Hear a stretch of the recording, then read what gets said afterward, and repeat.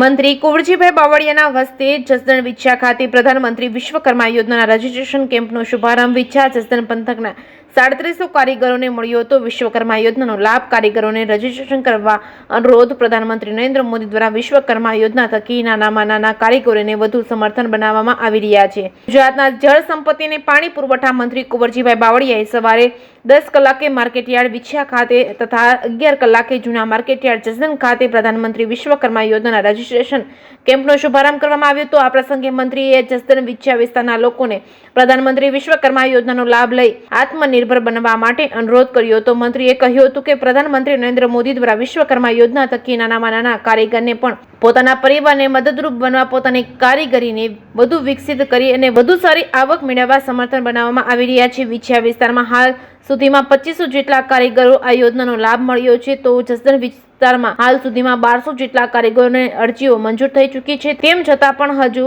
આ વિસ્તારના નાનામાં નાના કારીગરને આ યોજનાનો લાભ મળે તે માટે રજીસ્ટ્રેશન કેમ્પનું આયોજન કરવામાં આવ્યું હતું। જેકેએસ ન્યૂઝ ગુજરાતી સાથે કરશન બામટા, આટકોટ।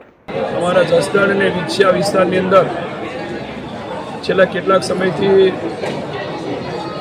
જે લાભથી વંચિત રહેલા હોય એવા લોકોની ઈચ્છા અને માંગણી હતી કે અમારો એક આવો કાર્યક્રમ થાય તો બંને જગ્યાએ જે લોકો આ યોજનાઓથી એની જાણકારી નથી, એની માહિતી નથી અથવા તો લાભથી વંચિત રહી ગયા છે એવા લોકોના રજીસ્ટ્રેશન થઈ શકે અને વિશેષ લાભ લઈ શકાય એ માટેનો આજનો આ કાર્યક્રમ વિછિયા ખાતે મેં 10 વાગે આવા કેમ્પનું ઉદ્ઘાટન કર્યું। અહીંયા જસદણ ખાતે પણ આ કેમ્પનું ઉદ્ઘાટન કર્યું। અમારા જસદણની અંદર ખાસ કરીને નગરપાલિકા વિસ્તારની અંદર અને તાલુકાની અંદર લગભગ 3500 જેવા આ લાભાર્થીઓ રજીસ્ટ્રેશન કર્યું છે। એમાંથી 50% જેવાનું કન્ફર્મ થયું છે। એ જ પ્રમાણે વિછિયાની અંદર પણ લગભગ 4500 જેવા આ પીએમ વિશ્વકર્મા યોજનાનું રજીસ્ટ્રેશન થયું છે। એમાંથી પણ 60% જેવું એક ફોર્મ કન્ફર્મ થયા છે।